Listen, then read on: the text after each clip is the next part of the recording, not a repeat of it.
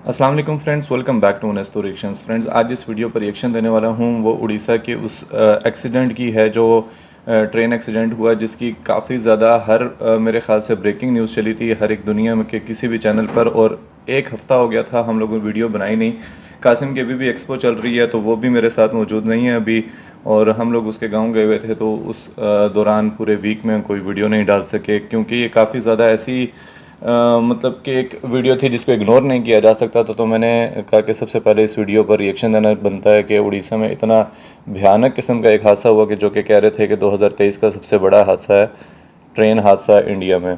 ये क्यों पेश आया, उसकी वजूहात को जानते हैं। और ये है सोच बाय मोहक मंगल, उनकी वीडियो है, काफ़ी ज़्यादा अच्छी वीडियोस बनाते हैं। इनकी वीडियोस पर पहले भी रिएक्शन दे चुका हूँ, तो काफ़ी इन्फॉर्मेटिव किस्म की वीडियोस होती हैं इनकी। तो उसमें मेरे ख्याल से काफ़ी अच्छे तरीके से एक्सप्लेन करेंगे कि ये हादसे की वजूहात क्या थी। तो चल के देखते हैं इस वीडियो को। इस वीडियो का ओरिजिनल लिंक आपको टॉप ऑफ द डिस्क्रिप्शन में मिल जाएगा, प्लीज़ उसको चेकआउट कर लीजिएगा। और अगर आप हमारे चैनल पर नए हो तो प्लीज़ पहले चैनल को सब्सक्राइब कर दो, बेल आइकन के बटन को ज़रूर प्रेस कीजिएगा ताकि हर नई आने वाली वीडियो आप तक सबसे पहले पहुँच जाए करे। बिना किसी देरी का स्टार्ट करते हैं इस वीडियो को, आखिर तक बने रहिएगा। Let's start.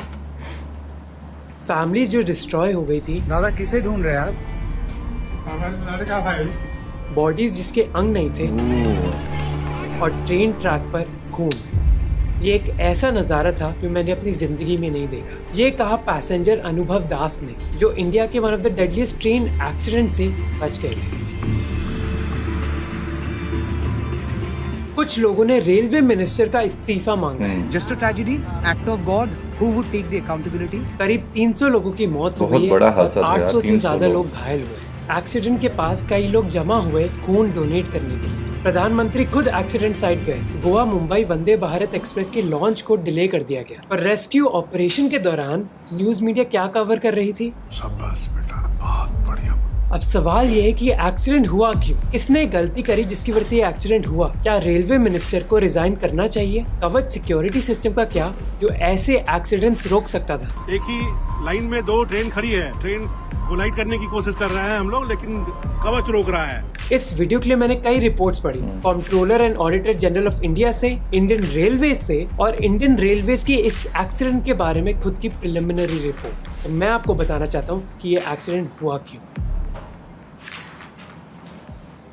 ये देखिए जो प्रधानमंत्री को एक मीटिंग में दिखाया गया, ये एक सिमुलेशन है उस ट्रेन एक्सीडेंट का जो उड़ीसा के बालासोर डिस्ट्रिक्ट के बहानगा स्टेशन में हुआ। इस स्टेशन में दो मेन लाइन ट्रैक्स हैं, एक का नाम है अप मेन और दूसरे का डाउन मेन। इन दोनों मेन लाइन ट्रैक्स पर दो ट्रेन्स अलग डायरेक्शंस में जा सकती हैं, और दोनों मेन लाइन ट्रैक्स के साइड में है लूप ट्रैक्स। लूप ट्रैक्स तब काम आती है जब आपको कोई ट्रेन रोकनी होती है साइड में। जैसे मान लीजिए कि एक ही दिशा में दो ट्रेन आ रही है, पर मान लीजिए एक ट्रेन ज्यादा धीरे है, तो उस ट्रेन को बोला जाएगा लूप ट्रैक पर रुकने के लिए थोड़े टाइम के लिए, ताकि जो ज्यादा गति की ट्रेन है वो मेन लाइन से कट के चले जाए। 12841 शालीमार चेन्नई सेंट्रल कोरोमंडल एक्सप्रेस इस स्टेशन की मेन अप लाइन पर थी। इस ट्रेन को बंगाल में हॉस्पिटल एक्सप्रेस भी कहा जाता है, क्योंकि ये train lower middle class Bengalis को तमिलनाडु के वेल्लोर में ट्रीटमेंट के लिए ले जाती है। इसी वजह से ये ट्रेन कई बार ओवर क्राउडेड भी होती है। ताकि ये कोरोमंडल एक्सप्रेस मेन लाइन में तेज गति से चले जाए,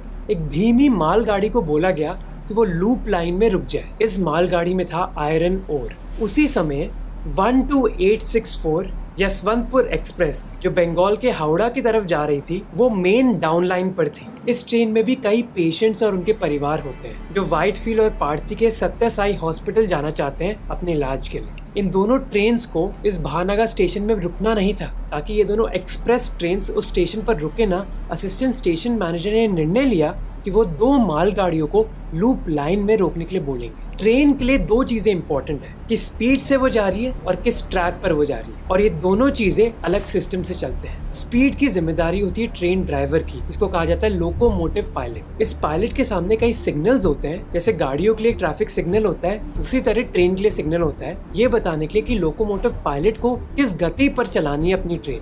ट्रेन किस ट्रैक पर जाएगी वो डिसाइड करता है एक इंटरलॉकिंग सिस्टम, जो मैनुअल हो सकता है या फिर इलेक्ट्रॉनिक। उड़ीसा एक्सीडेंट केस में जो सिस्टम था वो इलेक्ट्रॉनिक था। ये सिस्टम बेसिकली ट्रेन के पायलट को एक सिग्नल देता है। अगर सिग्नल ग्रीन है इसका मतलब ट्रेन मेन लाइन से जा सकती है, और अगर येलो है तो ट्रेन को लूप लाइन ले ली होगी। अब पायलट को कौन सा सिग्नल दिखेगा और ट्रैक किस तरफ मुड़ी हुई है, ये दोनों सिस्टम लिंक्ड है। तो अगर सिस्टम कहता है कि ट्रेन को मेन लाइन से जाना है तो सिग्नल होगा ग्रीन, और अगर सिस्टम कहता है कि ट्रेन को लूप लाइन से जाना है तो सिग्नल होगा येलो। और अगर सिग्नल येलो होगा तो लोको पायलट ट्रेन की स्पीड कम कर देंगे ताकि वो ट्रेन लूप लाइन पर रुक सके। लोको पायलट को सिग्नल ग्रीन दिखाया गया, यानी कि ट्रेन मेन लाइन के थ्रू जाएगी। पर कुछ देर के बाद ये सिग्नल हटा दिया गया। इस ग्रीन सिग्नल के बावजूद जो ट्रैक थी वो लूप लाइन की तरफ मुड़ी हुई थी। इस चीज को लोको पायलट ने भी कंफर्म किया। रेलवे बोर्ड की मेंबर जय वर्मा सिन्हा ने एक इंटरव्यू में कहा कि लोको पायलट ने कहा कि ट्रेन आगे तभी बढ़ी जब उनको ग्रीन सिग्नल दिखा मेन लाइन के लिए। अभी पायलट की कंडीशन बहुत क्रिटिकल है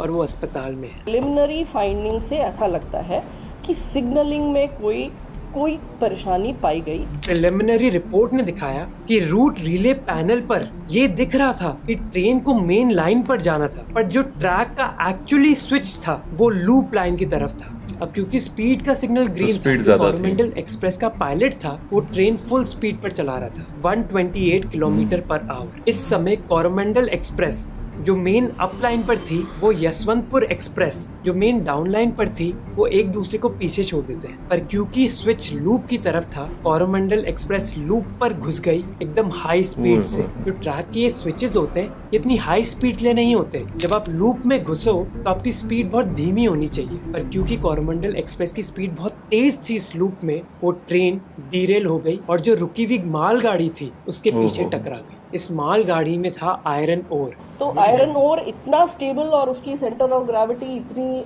स्टेबल होती है कि वो नहीं हिली तक नहीं, उसको थोड़ा बहुत इधर उधर हुआ पर वो हिली नहीं। इसी वजह से जो फ्रंटल इम्पैक्ट था वो बहुत ही बड़ा था, जिसकी वजह से कई लोगों की जाने गई। अब याद रहे कि कोरोमंडल एक्सप्रेस डीरेल हो गई थी इतनी हाई स्पीड की वजह से। 20 मिनट बाद यशवंतपुर एक्सप्रेस के आखिरी 3 कोचेस और कोरोमंडल एक्सप्रेस के 13 कोचेस एक दूसरे के साथ भिड़ गए, जिसकी वजह से और लोग मारे गए। सुधांशु मनी, जिनकी बड़ी इन्वॉल्वमेंट थी इंडिया की वंदे भारत ट्रेन बनाने में, उन्होंने कहा कि एक ट्रेन का ड्राइवर कंट्रोल नहीं कर सकता कि ट्रेन किस ट्रैक पर है, ये ट्रैक ही डिसाइड करती है कि ट्रेन कहाँ जाएगी। कई रेलवे एक्सपर्ट्स ने कहा कि ये इलेक्ट्रॉनिक सिस्टम लाखों बार यूज होता है इंडिया में डेली, तो इस बार इसमें क्या चूक पड़ गई। पर चूक क्या इस बार ही हुई है कि क्या चूक होती रहती है, पर इस बार दुर्घटना हुई है। रिपोर्ट्स के हिसाब से जो असिस्टेंट स्टेशन मास्टर थे SB मोहांती, वो उस एक्सीडेंट साइट से भाग गए। ये इतना सरप्राइजिंग नहीं होना चाहिए क्योंकि उनको शायद लगा होगा कि अब उनकी जान को खतरा है। अगर हम प्रिलिमिनरी इन्वेस्टिगेशन की माने तो असिस्टेंट स्टेशन मास्टर की कोई गलती नहीं थी। रेलवे मिनिस्टर ने कहा कि प्रिलिमिनरी इन्वेस्टिगेशन का मानना है कि एक इलेक्ट्रॉनिक इंटरलॉकिंग सिस्टम का फेलियर था। इलेक्ट्रॉनिक इंटरलॉकिंग में जो चेंज किया जिसके कारण ये दुर्घटना हुई, जो एक कंप्यूटर कंट्रोल्ड सिस्टम है ये डिसाइड करने के लिए कि कौन सी ट्रेन किस ट्रैक पर जाएगी। जया वर्मा सिन्हा जो रेलवे बोर्ड के मेंबर हैं, वो कहते हैं कि ये सिस्टम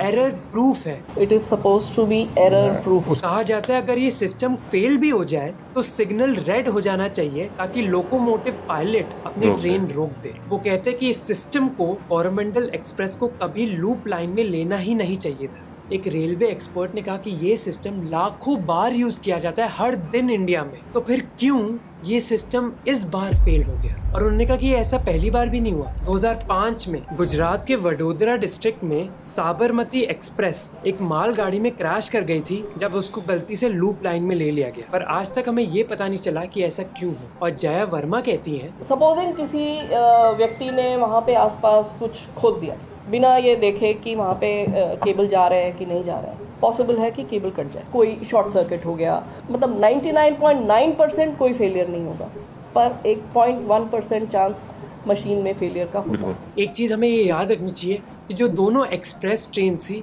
वो नई तरीके की ट्रेन थी। उनमें थे नए LHB coaches. LHB German coaches हैं जिनकी सेफ्टी बेहतर है, जबकि ICF पुराने कोचेस हैं जिनकी टेक्नोलॉजी और सेफ्टी इतनी अच्छी नहीं है। LHB कोचेस में एक एंटी टेलीस्कोपिक सेफ्टी डिजाइन है, जिससे क्या होता है अगर कोई एक्सीडेंट होता है किसी ट्रेन का तो पीछे के कोचेस आगे के कोचेस से अलग हो जाते हैं ताकि पीछे के कोचेस का इम्पैक्ट ना हो और वो भी एक्सीडेंट में शामिल ना हो। इसी टेक्नोलॉजी की वजह से इस एक्सीडेंट में कई लोगों की जान बची। अगर ये टेक्नोलॉजी नहीं होती तो सारे कोचेस एक्सीडेंट की तरफ अच्छा, चले जाते वरना तो और बहुत एक के ज़्यादा ऊपर इसमें एक आ नुकसान जाता, होता। जिसका अंजाम बहुत बुरा हो सकता था। एक सर्वाइवर ने कहा कि जब एक्सीडेंट हुआ तो 10-15 आदमी मेरा बदन के ऊपर पूरा आके गिर गया, मेरा हाथ में लगा इधर। और जब मैं ट्रेन बोगी से निकला तब देखा किसी का पैर नहीं है, किसी का हाथ नहीं है, ऐसा ही किसी का थोपड़ा बिगड़ गया है।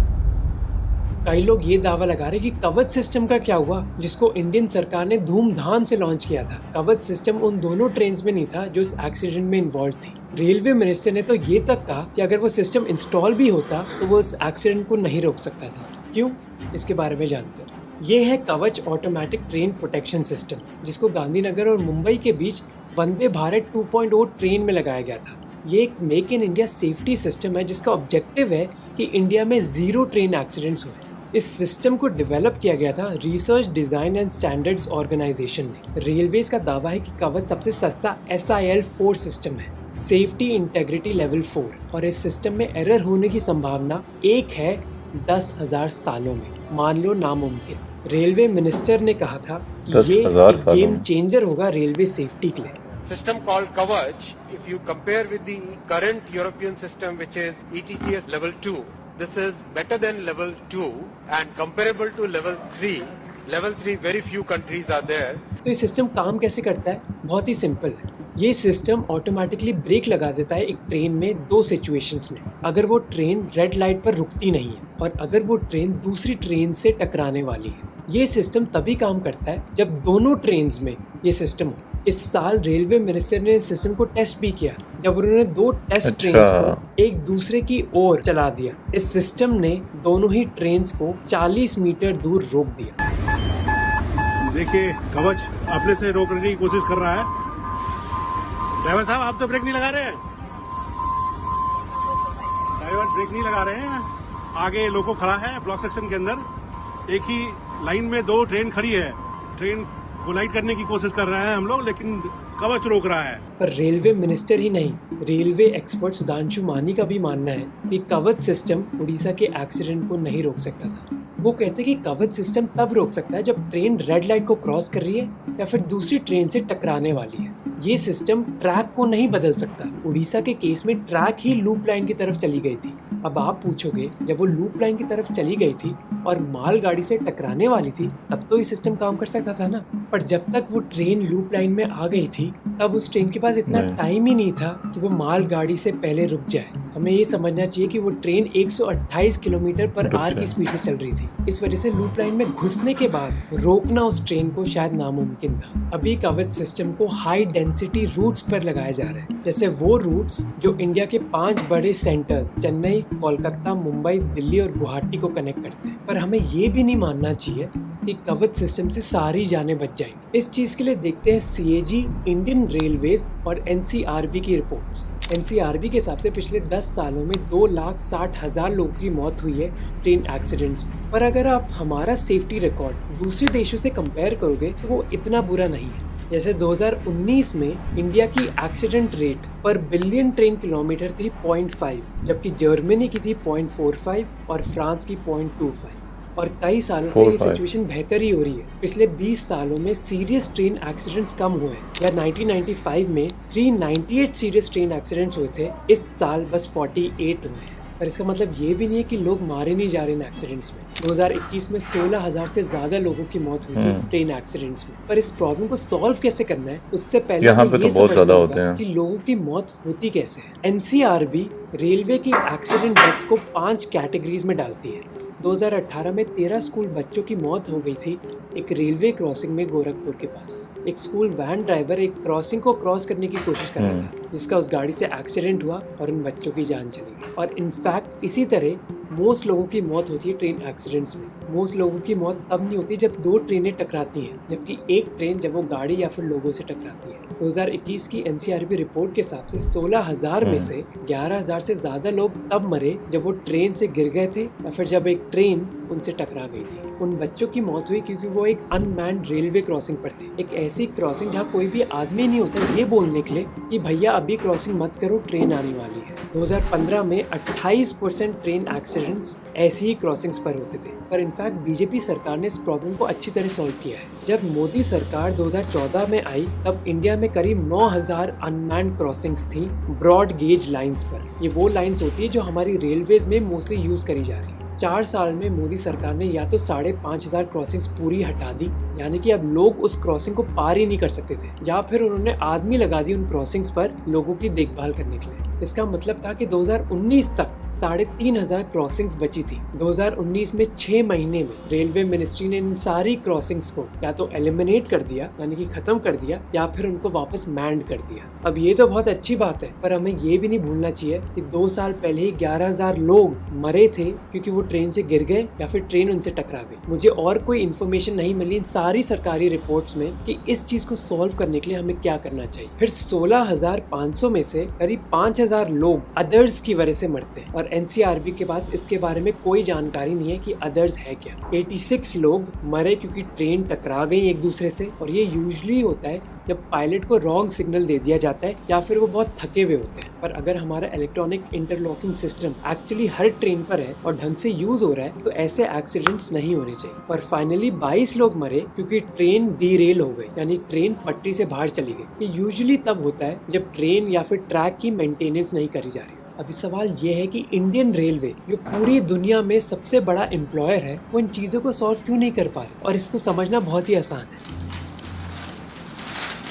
हाँ, एयरप्लेन्स। बेसिकली रेलवेज इतना पैसा नहीं कमा पाए। जैसे 2017 में एक राष्ट्रीय रेल संरक्षण कोष जो एक फंड था रेलवेज को मेंटेन करने के लिए, वो बनाया गया था। इस फंड में 1 लाख करोड़ रुपए का पैसा था, पर एक कंडीशन थी कि रेलवेज को हर साल 5000 करोड़ रुपए खुद देने होंगे अपने रेवेन्यू से। पर प्रॉब्लम यह है कि रेलवेज के पास खुद ही पैसा नहीं है इस चीज में कंट्रीब्यूट करने के लिए। 2021-22 में रेलवेज का 15000 करोड़ रुपए का लॉस हुआ था, और इसके पीछे कई प्रॉब्लम्स हैं। पहली बात है कि एक्चुअली पैसेंजर रेलवेज के कम हो रहे हैं। पैसेंजर किलोमीटर 2017 में 11,27,000 से बस 5,90,000 हो गए 4 सालों में। अब आप बोलोगे कि अगर पैसेंजर कम हो गए तो प्राइसेस बढ़ने चाहिए, पर हमें ये याद रखना चाहिए कि इंडियन रेलवेज का ऑब्जेक्टिव ये है कि सभी लोग रेलवेज को यूज कर सकें, इसलिए प्राइसेस कम ही रहते हैं। रेलवेज के एक फॉर्मर चीफ इंजीनियर ने कहा कि पैसेंजर ट्रैफिक कम हो रहा है ट्रेन पर क्योंकि लोग फास्टर ऑप्शंस जैसे बाय रोड या फिर बाय एयर जाना चाहते हैं। अब आप बोलोगे कि रेलवेज अगर पैसेंजर से नहीं कमा रहा तो फ्रेट से कमा ले, माल गाड़ियों से कमा ले, पर उसमें भी प्रॉब्लम है क्योंकि जो रेट है 2017 और 2021 के बीच वो भी उल्टा कम हुआ है। तो बेसिकली रेलवेज के पास पैसा नहीं है, जिससे एक और प्रॉब्लम खड़ी हो जाती है। मुंबई के एक central railway ticket booking office के एम्प्लॉय ने कहा कि मैं डबल शिफ्ट काम कर रहा हूँ 16-16 घंटे के, क्योंकि हमारे पास स्टाफ ही नहीं है जो मेरी पोजीशन ले सके और मैं ब्रेक ले सके। इसीलिए इस एम्प्लॉय ने कहा कि वो अपने लॉ एग्जाम के लिए तैयारी कर रहा है ताकि उसको डिपार्टमेंट के लीगल सेक्शन में ट्रांसफर मिल जाए और उसे 16 घंटे लगातार काम ना करना पड़े। ये सिचुएशन कई रेलवे एम्प्लॉयज की है। ट्रेन के पायलट्स को भी कई घंटे काम करना पड़ता है। संजय पांदी जो इंडियन रेलवेज लोको रनिंग मैन ऑर्गेनाइजेशन में काम करते हैं, वो कहते हैं कि टेक्नोलॉजी और फंडिंग तो इश्यूज है ही, पर इसके अलावा लोको पायलट्स पर भी बहुत ज्यादा दबाव है कि वो ज्यादा ट्रेन कम टाइम पर चलाएं। ये भी मत आप सोचना कि रेलवे का स्टाफ मेहनती नहीं है, उल्टा अगर आप प्रोडक्टिविटी देखोगे तो इंडियन रेलवे स्टाफ की फ्रांस और जर्मनी के स्टाफ से भी ज्यादा है। समस्या यह है कि इतने लोग नहीं है हमारे डिपार्टमेंट में। एक रिपोर्ट ने दिखाया कि सेफ्टी स्टाफ में 16% की शॉर्टेज थी। तो अब इसका सोल्यूशन क्या है? बेसिकली 2 चीजें। Farmer railway minister Dinesh Trivedi ने कहा कि बेसिकली सरकार को रेलवेज में इन्वेस्टमेंट करनी होगी बिना रेलवे के पैसे पर निर्भर करके। रेलवे के खुद के पैसे पर निर्भर करना नामुमकिन है। फिर दूसरा सोल्यूशन है प्रायोरिटी बदलना। दिनेश त्रिवेदी कहते हैं कि रेलवेज का अब फोकस वाईफाई और केटरिंग पर चले गया है, जबकि वो बेसिक ऑपरेशंस भूल गए। ऐसा ही कहना है एक फॉर्मर रेलवे के इंजीनियर का, जो कहते हैं कि हम पैसा लगा रहे हैं नई ट्रेन लॉन्च करने में, पर सेफ्टी और इंफ्रास्ट्रक्चर को इम्प्रूव करने पर ध्यान नहीं जा रहा है। इसका रीसेंट एविडेंस भी मिला है। कुछ ही दिन पहले रेलवे मिनिस्टर ने एक मीटिंग बुलाई थी और एक ऑफिशियल ने बताया कि सेफ्टी पर बहुत कम डिस्कशन हुआ, जबकि ज्यादा डिस्कशन वंदे भारत ट्रेन और रेवेन्यू बढ़ाने में। क्या हमें वंदे भारत ट्रेन की ज़रूरत है? हाँ, ऑफ कोर्स हमें ज़रूरत है, पर हमें ये भी नहीं भूलना चाहिए कि मोस्ट लोग इंडिया के वंदे भारत पर ट्रैवल नहीं कर रहे, बल्कि वो हॉस्पिटल एक्सप्रेस जैसी ट्रेन पर ट्रैवल कर रहे हैं। कोरोमंडल एक्सप्रेस के लोगों ने ये उम्मीद लगाई हुई थी कि जब वो ट्रेन पर चढ़ेंगे तब उनकी एक बहुत बड़ी मेडिकल सिचुएशन सॉल्व हो जाएगी, पर अनफॉर्चुनेटली ऐसा हुआ नहीं। इस एक्सीडेंट के दौरान कुछ न्यूज़ चैनल्स हिंदू मुस्लिम कर रहे थे और कुछ न्यूज़ चैनल्स पार्लियामेंट की बात कर रहे थे, जबकि एक्सीडेंट की साइट के पास लोग खून डोनेट कर रहे थे।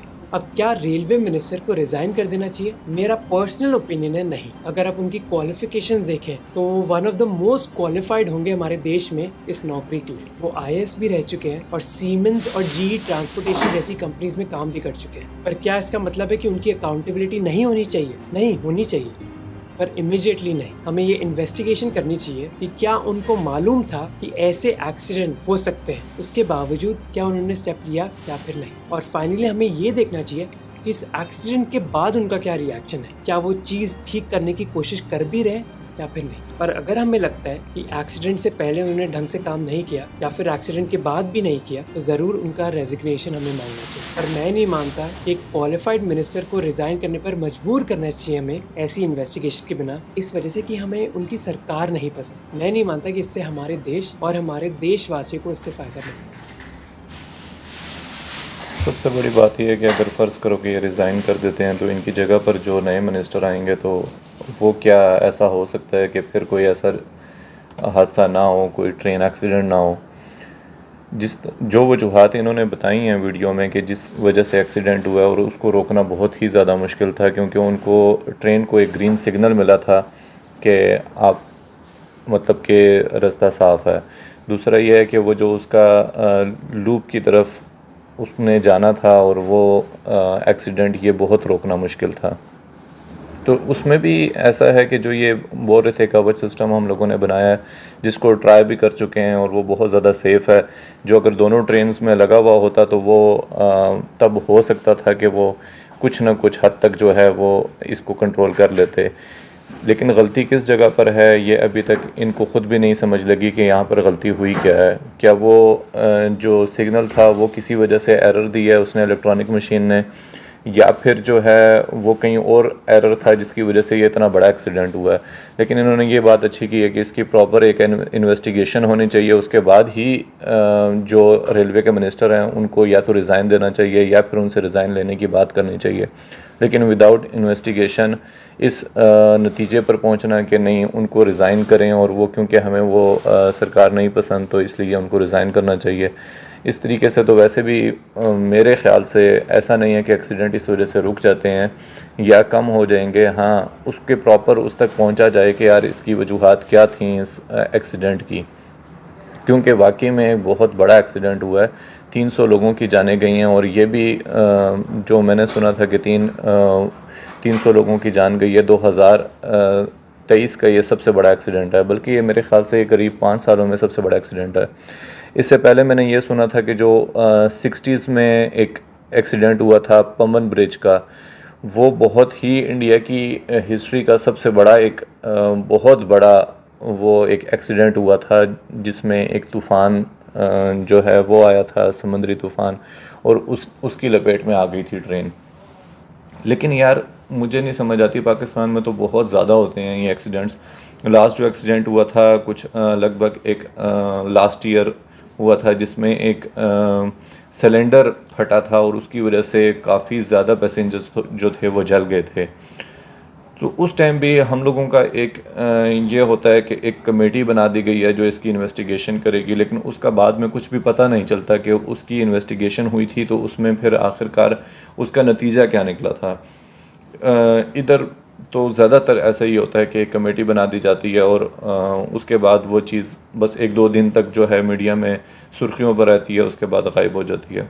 लेकिन यार ऐसा होना नहीं चाहिए, क्योंकि मुझे पर्सनली दुख, एक तो एक्सीडेंट में जो लोग मरे हैं मैं उनके साथ दिली हमदर्दी है मेरी, उनके घर वालों को जो है वो बहुत ज़्यादा मुझे दुख है कि वो इस टाइम पर बहुत ज़्यादा दुखी होंगे। बाकी जो भी कसूरवार है उसको ज़रूर सज़ा मिलनी चाहिए। इसमें अगर कोई ह्यूमन एरर है, ख़ास तौर पर तब अगर पायलट की कोई गलती थी, लेकिन मेरे ख़्याल से यार पायलट की गलती, वो भी बेचारा अपनी जान जोखिम में डालकर जो है वो मतलब किसी को ऐसा तो नहीं पड़ी होती कि वो ख़ुद से एक्सीडेंट करे।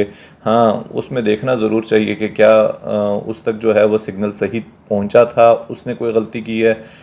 वैसे मुझे एक चीज़ का काफ़ी ज़्यादा दुख इसलिए हुआ है क्योंकि इंडियन रेलवेज़ जो है वो बहुत ही ज़बरदस्त परफॉर्म कर रही है। बल्कि जिस तरह इन्होंने कहा कि वंदे भारत जो हैं वो बहुत ज़्यादा चलाई जा रही हैं और सारा कुछ, मतलब हम लोग जब रिएक्शन दे रहे होते हैं इंडियन रेलवेज़ के ऊपर तो एक रश्क सा आ रहा होता है। एक मुझे तो ऐसा लग रहा होता है कि यार काश ये रेलवे सिस्टम जो है वो कब पाकिस्तान में आएगा, कब पाकिस्तान में जो है इतनी बेहतर रेलवेज़ चलेंगी। तो इस वजह से भी मुझे ये दुख जो है वो बहुत ही ज़्यादा हुआ था इस एक्सीडेंट का।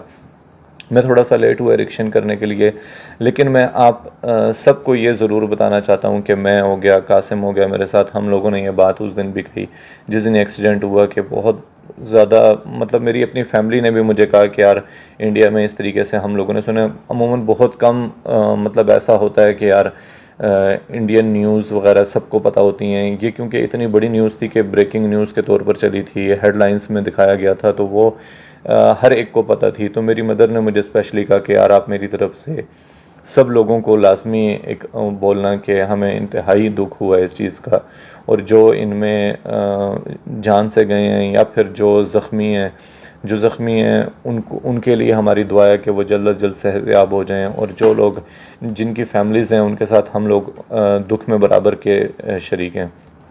बाकी गाइज़ जो भी इसकी कमेटी की जो भी फाइंडिंग्स होंगी, अगर आप लोगों को कुछ अभी तक पता है, कुछ नया ऐसा हुआ है, वो ज़रूर शेयर कीजिएगा हमारे साथ कि इसकी वजूहात क्या थी, या क्या ये कोई गलती हुई है, इलेक्ट्रॉनिक सिस्टम में गलती हुई है, या फिर ये कोई ह्यूमन एरर था, या बस ये ऐसा था कि वो जज नहीं कर पाए सही जो पायलट थे कि वो ग्रीन सिग्नल उनको जो आया है, जो वो कह रहे हैं कि बाद में चेंज हुआ है, लेकिन उस टाइम उनके पास वो टाइम ही नहीं था कि वो स्पीड को कम कर सकते और वो एक्सीडेंट हो गया।